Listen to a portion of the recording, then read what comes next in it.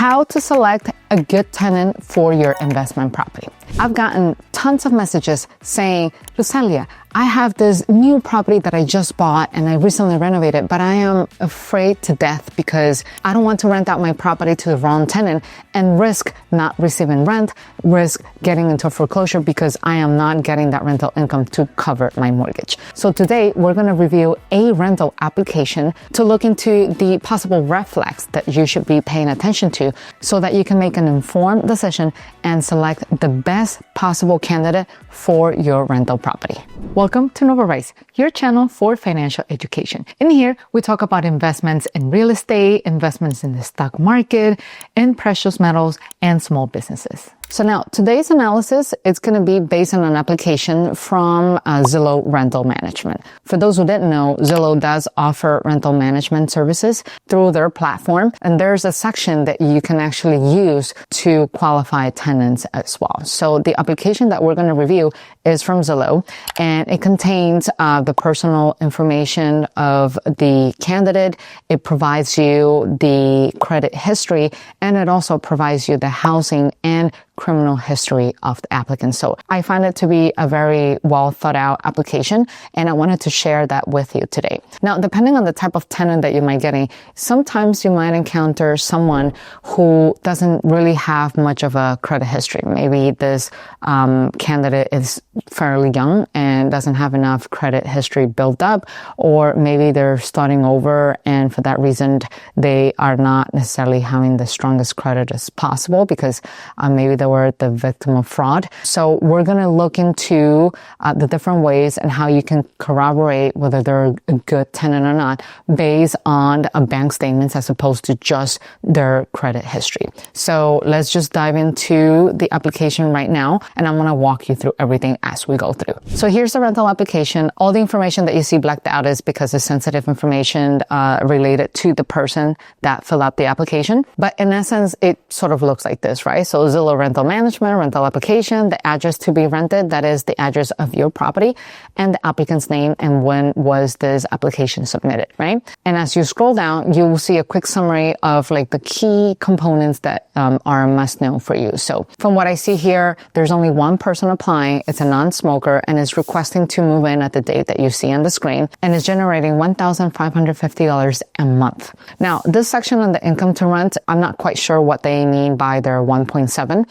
But the way I do the income to rent ratio is that I request the prospect to make at least 3 times the annual rent. So let's say, for example, we have a property that is asking for a $1,000 rent. Now, I know that depending on where you live in your area, $1,000 might not be a realistic number. Let's just ignore those facts. Let's just focus on the essence of this exercise, which is to get to the 3 times the annual rental amount, because I'm trying to make this exercise fairly easy to digest for those who are not lovers of math. And since our audience is fairly large, I'm trying to give love to everybody and make it easy to digest to everybody. So let's say that I have a rental and that I am asking for $1,000 a month. So you take that $1,000 and you multiply that by 12, that gives you $12,000 a year. That's the annual rent to pay. But remember, I said that part of my requirements is to ask the prospect to make 3 times the annual rent. So I'm taking the annual rent of $12,000 and I'm going to multiply that by 3, and that gives me $36,000. That is the minimum income the prospect needs to make annually in order for me to even consider this person as part of the application. Now, back to the application, let's move forward. And here's something that is very interesting, right? So you see that right next to the applicant's name, there is a green check mark that says identity verified. So that is a very helpful tool to have because that tells me that this person is real, is not some sort of scammer, is not someone who's using someone else's identity. Apparently, they have verified that the credit history, the criminal record, and the actual address of this person, they all belong to one person that is real, right? And as you scroll down, now you see, once again, that this person is making $1,550, but then you see something very interesting here under the notes section that says, I am paid monthly an amount of $1,542 for my retirement, which means that this person is not really making $1,550. This person is coming down a little short. Another thing to pay attention is that this person is on a fixed income. And that's not necessarily a bad thing, but one thing to consider that when a candidate is on a fixed income, that means that that's all the income that they're receiving. It's not the same as you're evaluating someone who has a W-2 or a 1099. This is someone who is still physically able to work, meaning that they can get a part-time job or do some type of side gig from time to time to generate income to pay rent. So it's something for you to keep in mind. And again, it doesn't necessarily mean it's a bad candidate. I'm just saying that you need to keep in mind that in the future, raising the rent on this person might not be a possibility. Or you could raise rent, but not up to the market standard because this person is living on a fixed income. Okay. So moving along, let's get back to the application. We see their residence history. And what I like about this is that this person has been residing in the same place since May 2022. So this person has been in the same place for quite a couple of years, which means something must be right about this person. They're paying the rent on time. They're respecting the house rules in the area, and that's why they keep being renewed. And this is when you put to a test the whole payment situation, right? So as we can see here, this person is paying $220 a month. Maybe this person is receiving some type of assistance from the government, and that's why the rental payment is so low. Or maybe this person is just simply paying for a lot and lives in a mobile home. We don't know that. But to put the concept to a test, let's take this 220. And when you take 220 and you multiply that by 12, we're talking that the annual rent for this person currently is $2,640. And we multiply that by 3, that means that 3 times the annual rent is $7,920. So that's the minimum this person should be making in order to qualify for this residence. And since we know that this person is making $1,550 and you multiply that by 12, this person is making $18,600 a year, which already meets the minimum requirement for a rent of this size. Okay? Now, moving along, let's say moving day requests, no reason for moving provided, no pets. Let's just keep moving. And this is the part where you evaluate the finances of the person. Remember what I said at the beginning. For the most part, you're going to get a candidate that has a credit history. But depending on how young they are or how new they are to this country, there's a chance that they might not have a credit history. And that doesn't make them a bad prospect. But you still need to verify that they're going to be a good prospect for you. And that's when you look into their bank statements. Why is it so important? Because when you rent your place to someone, it's like going into a marriage, right? You're going to marry this person for the length of your lease, whether it's a year, whether it's 2 years. And you need to start thinking like a bank as well. And for those who have gone through the whole mortgage application process, you will notice that lenders, they require your credit history. And then on top of that, they ask for copies of your bank statements because they need to trust but verify. And so in this case, when you're renting your unit, let's say this prospect doesn't have a credit history, you need to find a way to verify there is some type of behavior about this person that is responsible. You want to see that they make their payments on time, but most importantly, you want to see that this person gets paid regularly, because you don't want someone who just got paid in January and then all of a sudden they had to wait 5 months and then the next pay was in May and then the next pay was in August. You want someone who is consistently receiving income, at least on a monthly basis, ideally multiple times per month, but it needs to be consistent. And on top of that, I don't go by just 1 month. I need to see there's a history that this person has been responsible financially and that is stable. And if you ask only 1 month of bank statement, is not going to tell you the story that you need. So for those who don't have a credit history, I personally request somewhere between 3 to 6 months. The more bank statements they're able to provide, the better for you in studying their behavior. So in this example, this person submitted a bank statement, and this statement belonged to February 28th. So that's the most recent bank statement of this person. So that's also important. You need to ask the most up-to-date ones as possible, because you don't want to look into something that is old, right? And so when you scroll down on this bank statement, obviously the address and the name has been blocked out, but I want to see how is this person doing on a monthly basis. So its ending balance, it's $129.46, and it opens every month with $759. Okay, that doesn't tell me much. But then I want to see the summary. I want to see how often this person gets deposited. So it shows that this person gets a total of 3 deposits, total credit / deposits, adding up to 1,635. So that means that, hey, it is in a way confirming that this person is receiving at least the 1,550 that he or she is claiming to receive on a monthly basis. However, you should always trust but verify. This doesn't really tell me much because a lot of scammers go into the habit of like fixing the bank statements or doing Photoshop. So this is not enough for you to just see, right? You need to go a little bit further. So the next thing you should be looking into is the credits column. So I only see a deposit of $92 from SSA. And then as I keep scrolling down, the only other deposit that I saw is $13. Where are the other deposits? I don't see where this number is showing. So that automatically, to me, that's a red flag. That means something is off. Either the statement is not complete or this is a fake, right? And I'm sure a lot of people out there are willing to go through the effort to submit a fake bank statement.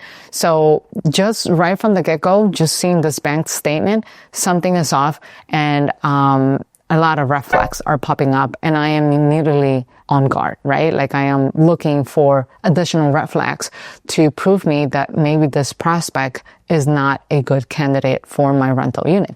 But who knows? Let's just keep going, right?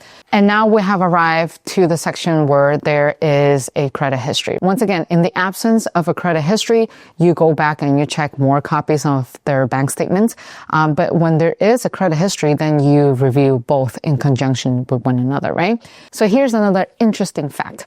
For a person who's retired, I find it odd that it will have such a low credit history. Because if this person has been retired, that means it's been working in the US for quite some time. And one way or the other, they must have had some type of credit. And to see a person at the stage of retirement having a score of 569, that to me is definitely not a good sign, right? But who knows? Let's just keep scrolling to see what's contributing to this. And here is what I needed to see. So if you go into the financial summary section, you will see that this person has only paid on time 56% of the time. And that to me, it's an automatic denial because you don't want to rent out to someone who doesn't pay you on time. I mean, that's why you create your requirements. It has to generate this amount of money. It has to have a certain credit score. So those are things that you can deny a prospect or a candidate on. You cannot deny someone on the basis of a sex, religion, sexual orientation, race, immigration. No. But you can deny someone based on certain criteria like the credit, because the lenders do that all the time. So you want to mimic the lenders as much as possible to help you pick and make an informed decision on the right candidate for your rental. So back to the application, now we're saying that 56% on-time payments is not a good sign. But let's just keep going and see what else pops up here, right? So we're seeing that this person has 2 lines of credits open. One is a credit line secure and one is a secure loan. And so this is a very interesting piece of information that you should pay attention to. There are 2 type of loans or type of credits. One is insecure and the one is secure. When you get an unsecured loan approved, that means your credit is good. That means your finances are in order. The lender is basing that decision based on your good credit history to loan you a certain amount of money because you have proven over time that you're paying on time and that you're responsible. Therefore, you don't need to secure that loan with any assets. Now, when you get secure loans, there are 2 types of secure loans. One for major purchases, like a mortgage, for example, or a car, because it's a large sum of money, so it needs to be backed by some type of assets in order to provide you a low rate. But when you apply for a credit card and this one needs to be secure, that means it's not a good sign. That means your credit, it's poor. And therefore, you need to secure it with cash, with capital. That's why a lot of new credit builders, they tend to go for prepaid credit cards. They open up a credit card and they make a deposit $500, $1,000. And that is the asset that is backing that card. That's why it's called a secure credit card. So over time, you will build that credit history, and then hopefully in the future, you will be able to qualify for the unsecured lines of credit or the unsecured credits. So knowing that, when you come back here and you see that this person, even though he or she is retired, this person has recently applied for a secure loan or secure line of credit, that says something about this person and their credit. And it's not a positive story, right? But as you keep going, we see some loans that are also secure, but these are closed. This person has had some auto loans. And one of the things that I did pay attention is how closely those loans are applied from one another. And so we got 2019 and 2014, and then all of a sudden 2016. So we're talking every 2 to 5 years that this person is applying for auto loans. But then when you come down here, that's the part that I care about the most. I want to go down to the section where it talks about collections.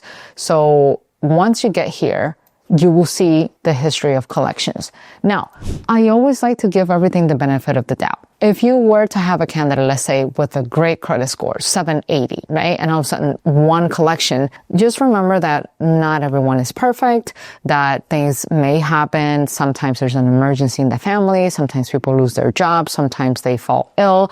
And maybe they set up auto reminders and they stop working, and, the accounts just kept going without being paid. I understand that one-off incidents might happen if there's a good credit to back it up. And I usually become more forgiving when it comes to something like that. But if I see something like this profile of collection, we're talking about a total of 6 accounts in collection. That is a big no-no. That means this person has failed to pay it on time, and that the lender just got tired of chasing this person and ended up sending this account to a collection agency to go after this person and charge them money. And based on this information, this person is disqualified from the application process, and it will not be a candidate that I will personally select for my rental units. But moving along, because I want to show you the entire thing, another thing that I also pay attention is the amount of credit inquiries that this person has been applying for. So we see that this person applies for quite a lot of credit in the last couple of days, which usually tells the story that this person can be in financial stress and it's in need of additional credit to get by through the day. And it's not just in 2025. If you go through the history, you see all of this in 2024, and then all of these inquiries in 2023. So this person has a tendency to need additional funding to get by their day-to-days. And when I scroll down, I see public records. You get to see that this person is retired, is confirmed, and then that it's receiving funding from a retirement system. Prior addresses of the person. What is interesting is that in spite of the credit and the struggles and the accounts in collection, this person to date has not declare any bankruptcies. So the story could be that this person either is struggling financially and is doing his or her best to get by, or that this person fell victim of scammers and they have been destroying this person's credit, and this person is doing his best to get by. But given the amount of inquiries in the last couple of years, I don't think this is a one-off incident. Based on what I see, it's a pattern that has been repeating over the last 3 years. So that just simply tells me that this person is having a difficult time building their credit given their financial behavior. So back to the application, no bankruptcies. And then when you come down here, you see any housing record. So there's no issues, restrictions, or any court orders on this person related to housing. And there's no criminal record in this person. So hopefully this was helpful. Let me know what you think down in the comments section. And while I still have you here, I want you to check out this video that's going to help complement everything you just learned in this video. I'll see you in the next one. Take care. Bye-bye.